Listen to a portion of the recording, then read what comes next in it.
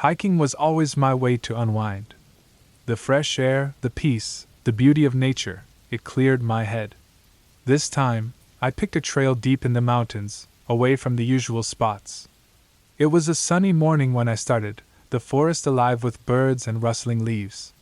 The trail was narrow and twisted, leading me deeper into the woods. As I hiked, the path became harder to see. I checked my map often, making sure I was on track. Hours passed, and the sun started to sink lower, casting long shadows through the trees.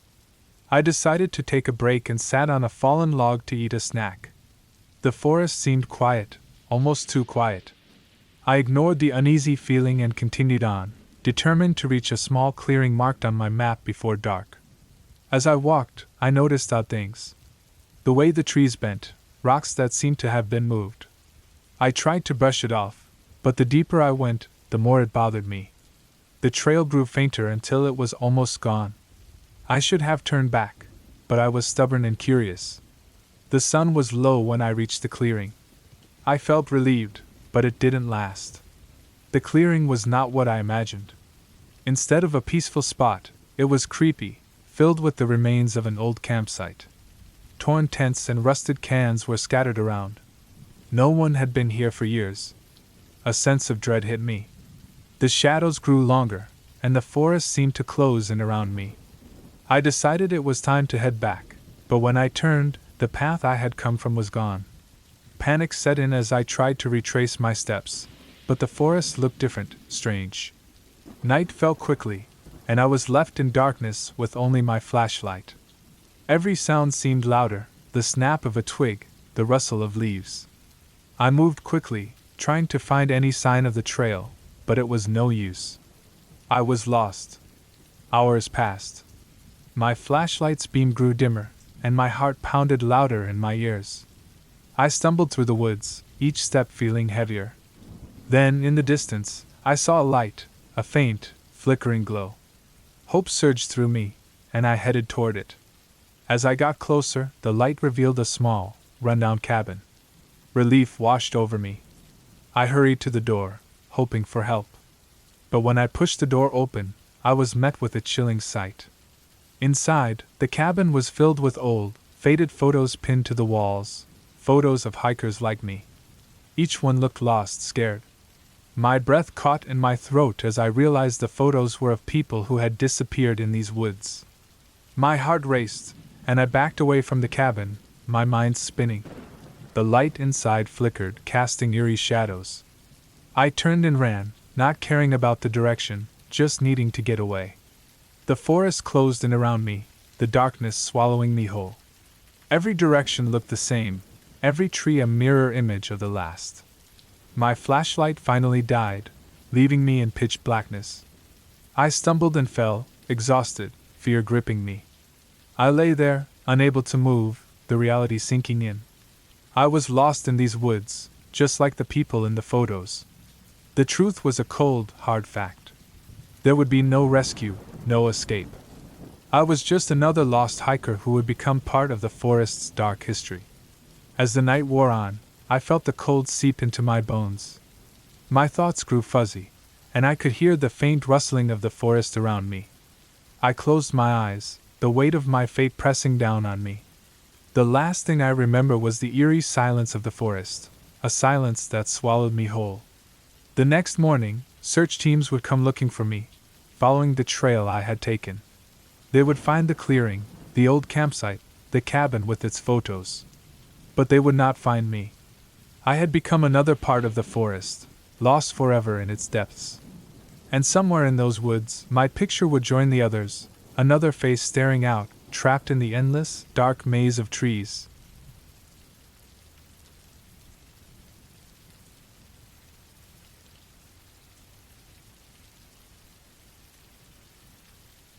I always loved the idea of spending a weekend alone in a cabin. When I found one to rent deep in the woods, I jumped at the chance. It was supposed to be a peaceful escape, a break from my busy life in the city. I arrived on a Friday afternoon. The sun was setting behind the trees, casting long shadows over the gravel driveway. The cabin was small but cozy. It had a fireplace, a little kitchen, and a loft bedroom. I unpacked my things, made a quick dinner, and settled in for the night with a book. At first, the quiet was nice. I could hear the wind moving through the trees and an owl hooting in the distance. As the night went on, the quiet started to feel creepy. Every creak of the cabin sounded louder in the silence. I kept telling myself it was just the old wood settling, but I couldn't shake the feeling that someone was watching me. I went to bed early, hoping a good night's sleep would help. I woke up in the middle of the night to a noise outside. It sounded like something heavy moving through the bushes. I got out of bed and looked out the window. In the dim moonlight, I could just make out a figure near the trees. It was too dark to see clearly, but it looked like a man. I told myself it was probably just a hiker or a hunter, someone who had gotten lost. But the figure didn't move, and the longer I watched, the more scared I felt. I forced myself to go back to bed, pulling the covers over my head like a child. The next day, I couldn't shake the uneasy feeling. I decided to go for a walk to clear my mind. The woods were beautiful in the daylight, and I started to feel a bit silly for being so scared the night before. But as I walked, I found tracks in the dirt, leading away from the cabin. They were human tracks, deep and fresh. I followed them for a while, but they veered off into a thicker part of the woods. I decided to turn back, not wanting to get lost. When I got back to the cabin, I saw something that made my blood run cold. There was a footprint on the porch, just outside the door. That night I couldn't sleep. I kept the lights on and a knife by my bed. Around midnight, I heard the noise again. This time, it was closer, right outside the window. My heart pounded in my chest as I crept to the window and looked out. The figure was back, standing just a few feet away. I could see him clearly now, a man with a scraggly beard and dirty clothes. He was staring right at me. I panicked, grabbing my phone to call for help. But there was no signal. I was alone. I decided to confront him, grabbing the knife and opening the door. But when I stepped outside, he was gone. I stood there, knife in hand, my breath coming in short gasps, feeling both foolish and terrified. The next morning, I packed up and left as quickly as I could. I never looked back. I reported the incident to the rental agency, but they said no one had ever had any problems there before. Maybe it was just a drifter passing through, but I couldn't shake the feeling that I had narrowly avoided something terrible. Back in the city, I tried to put the weekend behind me. But sometimes, late at night, I hear noises outside my window. When I look out, I swear I see that same figure, standing just a few feet away, staring at me. I moved to get away from him, but what if he followed me? What if he's still out there, watching and waiting?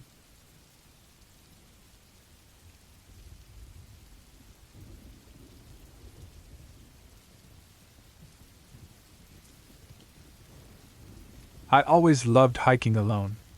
There was something about the quiet of the woods, the crunch of leaves under my boots, and the fresh air filling my lungs. It was my escape from the mess of everyday life. One weekend I decided to try a trail I hadn't before, deep in the mountains. At first, the trail was easy, with a clear path and a gentle slope. But as I went further, the trail became harder to follow. I had to rely on my map and compass. The forest was thick, and the sunlight barely got through the trees. I felt a chill even though it was summer. Hours passed, and I realized I hadn't seen any trail markers for a while. I started to worry I was lost. I took a break and checked my map again.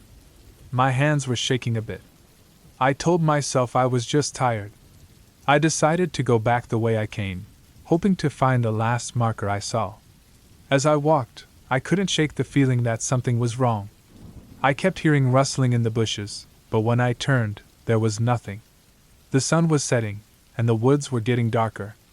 I needed to find my way back to the main trail before it was too late.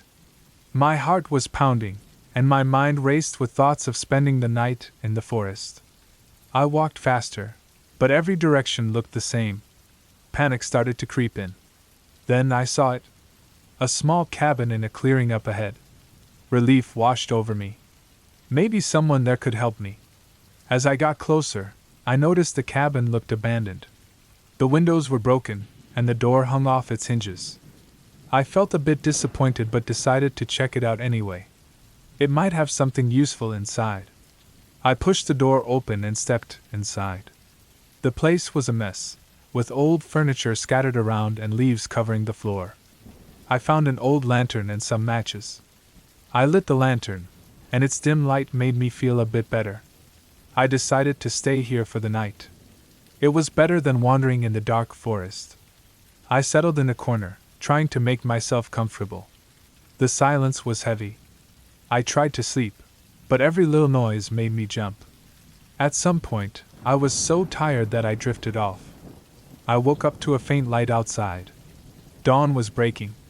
I felt a rush of hope. I could find my way back in the daylight. I packed up and left the cabin, heading in what I thought was the right direction. As I walked, I kept checking my compass and map. I was determined to get out of there. After what felt like hours, I finally found a marked trail. Relief and joy filled me. I followed the trail until I reached the parking lot where my car was. I had never been so happy to see it. I quickly got in and drove home, promising myself to never hike alone again. But that night, as I tried to sleep in my own bed, I couldn't shake the feeling that I was being watched. The rustling in the bushes, the broken cabin, it all seemed too real.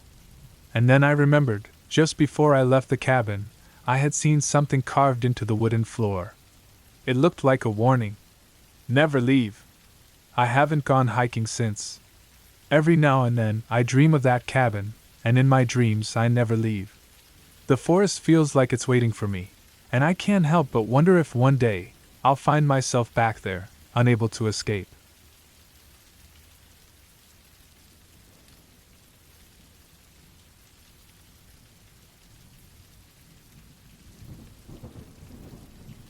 I decided to hike alone that weekend.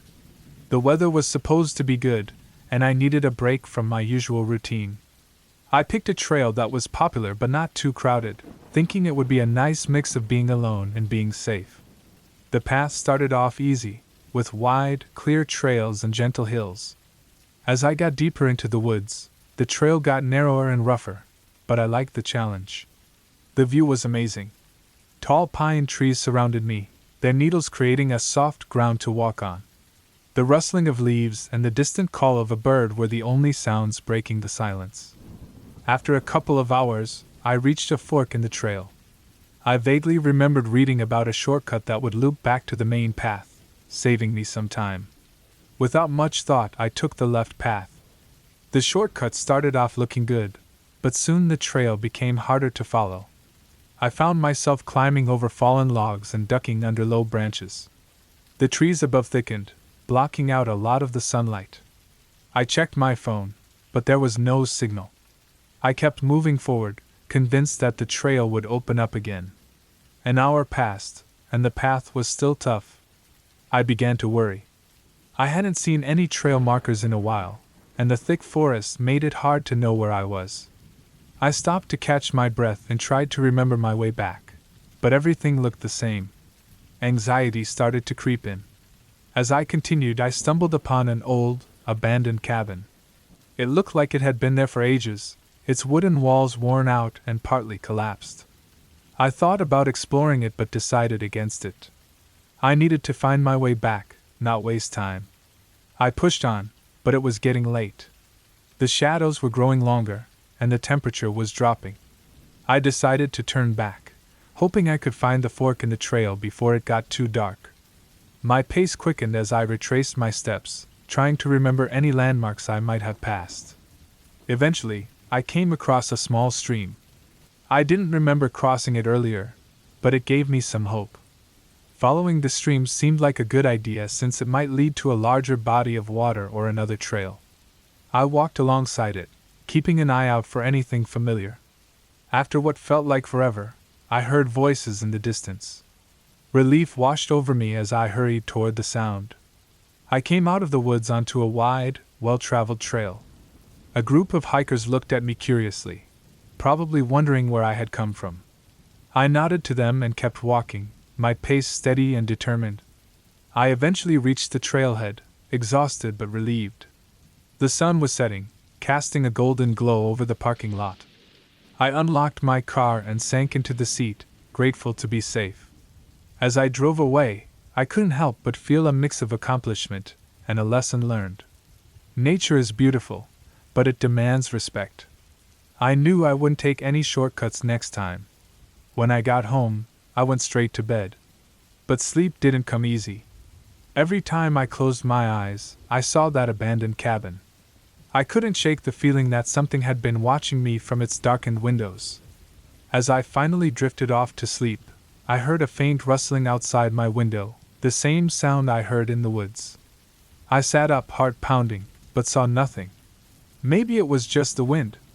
Maybe.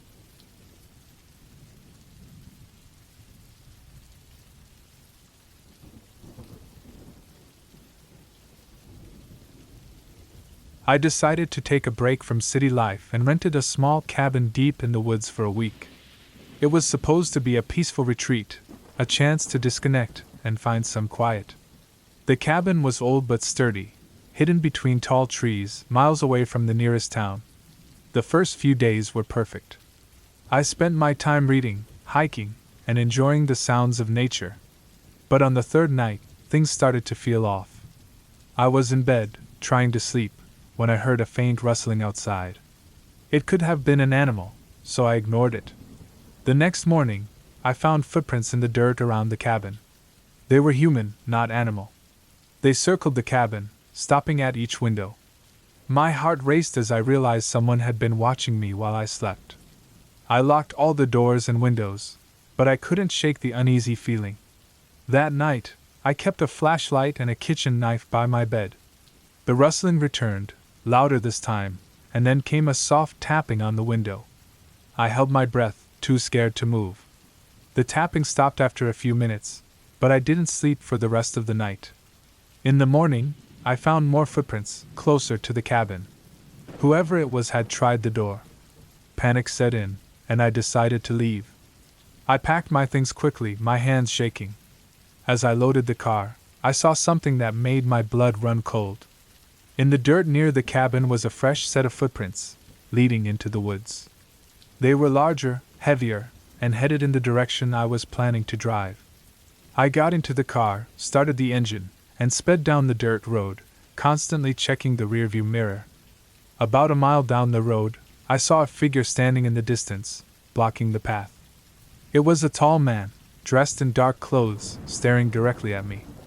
I floored the gas pedal, heart pounding, and the man stepped aside at the last moment, disappearing into the trees. I didn't stop until I reached the nearest town. I reported the incident to the local cops, but they didn't find anyone matching my description. They told me the woods had a history of strange happenings, and advised me not to return. I never went back to that cabin. The memory of those nights still haunts me. I often wonder who was out there, watching me, and what might have happened if I had stayed one more night. Every time I close my eyes, I see that tall man, and I can't help but feel like he's still out there, waiting. And every time I hear a rustle or a tap at my window, I'm reminded of how close I came to meeting him face to face. The peace I sought in the woods turned into a nightmare that follows me wherever I go.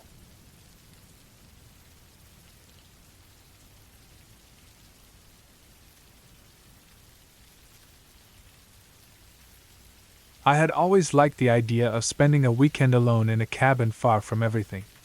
The thought of getting away from the constant noise and rush of the city for a few days seemed perfect.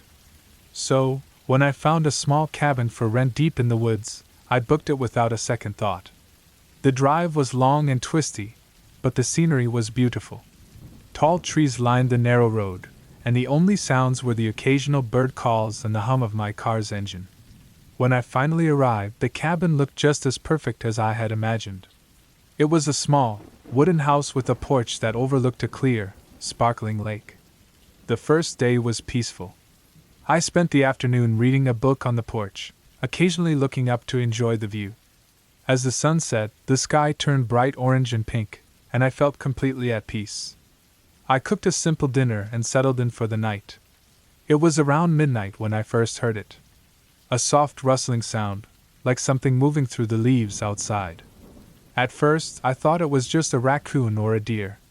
But then, the sound got louder, and I could hear footsteps. Slow, careful footsteps, crunching the leaves and twigs outside the cabin. I froze, listening carefully. My heart started to pound, and I could feel the hairs on the back of my neck stand up. I reminded myself that I was in the middle of nowhere. It could be anything. But the footsteps continued, moving closer to the cabin.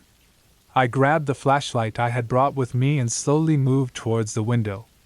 Peeking through the curtain, I looked out into the dark forest but saw nothing. The footsteps stopped. I stood there, trying to calm my racing thoughts. After a few minutes of silence, I convinced myself it was just my imagination, maybe an animal passing by. The next day, I tried to forget about the night before. I went for a hike, explored the woods around the cabin, and took some pictures of the beautiful scenery. But I couldn't stop thinking about the sound of those footsteps. That night, I made sure all the doors and windows were locked. I went to bed early, hoping a good night's sleep would help me feel better. But around midnight the footsteps came back. This time, they were louder and closer than before. I could hear them walking around the cabin, slow and steady. I sat up in bed, holding the flashlight tightly. The sound of the footsteps stopped right outside the front door. My breath caught in my throat. I didn't dare move. Then I heard the soft creak of the porch floorboards, followed by a light tapping on the door. Fear gripped me. I knew I couldn't stay in the cabin any longer. Whoever or whatever was outside, I didn't want to find out. I waited until the sound stopped, and the silence stretched on for what felt like hours. When I was sure it was safe, I quietly gathered my things, grabbed my keys, and made my way to the car. The drive back felt endless. My eyes kept darting to the rearview mirror, half expecting to see someone or something following me. But the road stayed empty, and I eventually reached the highway. When I got home, I felt a wave of relief. I never found out who or what was outside the cabin that night. But the thought still haunts me. Sometimes, when I'm alone at night, I hear those footsteps in my mind. Slow, deliberate, getting closer and closer. And I wonder if someday, they'll find me again.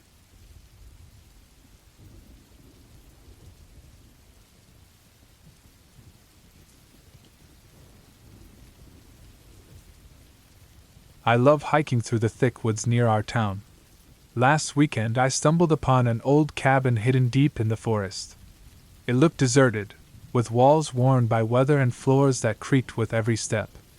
Despite feeling uneasy, curiosity pushed me to explore.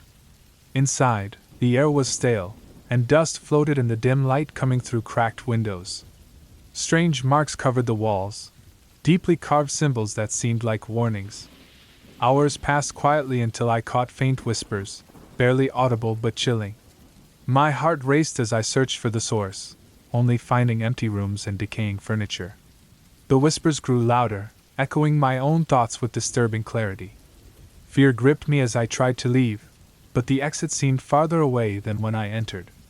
Cold sweat trickled down my back, and each breath felt like swallowing needles. Just as I feared I'd never escape, I burst through the cabin door into blinding sunlight. Relief flooded over me, but the whispers lingered in my mind. I hurried away, leaving the cabin behind, yet the unsettling feeling stuck to my skin. Days later, a local told me the cabin had a dark past, a place where loneliness drove people to madness. Now, safe at home, I can't shake the feeling that something remains in that cabin, a presence of despair and solitude that leaves its mark on anyone who dares to enter.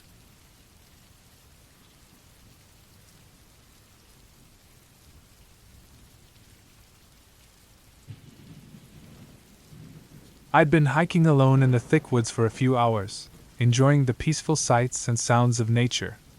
The sun was dipping below the horizon, making long shadows between the trees. I had planned a short hike, but I got caught up in the beauty of the forest, and now the light was fading fast. At first, I wasn't too worried, just a bit turned around. I followed the trail markers, but they seemed to be getting farther apart. The forest felt like it was closing in on me, and the rustling of the leaves grew louder. I could hear twigs snapping under my feet, and the usual forest sounds seemed to be growing louder and more intense. The trails started to get narrower, and I stumbled into a small clearing. That's when I saw it, a rough shelter made from branches and leaves. It looked like it had been put together recently. My stomach twisted in unease, but I thought it might be a good spot to stop and check my map. As I approached the shelter, I noticed something odd. There were fresh footprints around it, but not just human ones. There were larger, heavier tracks too, almost like animal prints, but something was off. My heart started racing as I realized I wasn't alone in these woods. I pulled out my map, trying to figure out where I was, but my flashlight was flickering, and the darkness was closing in quickly. I could hear something rustling nearby, and the sound was getting closer. I decided to move quickly, trying to find the main trail again. The forest seemed to twist around me, and every direction looked the same. The shadows seemed to move on their own.